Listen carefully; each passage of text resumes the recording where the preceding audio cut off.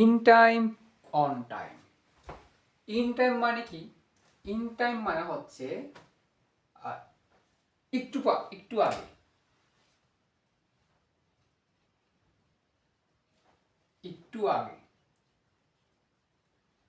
In time মানে হচ্ছে একটু আগে, মানে তোমার 10টায় ক্লাস, তুমি 9:50 ক্লাসে উপস্থিত হইলা, এটা হচ্ছে ইন টাইম, একটু আগে চলে আসা। আর অন টাইম মানে কি? অন টাইম হয় একদম কাটায় কাটায়, হ্যাঁ একদম কাটায় কাটায় বা বরাবর।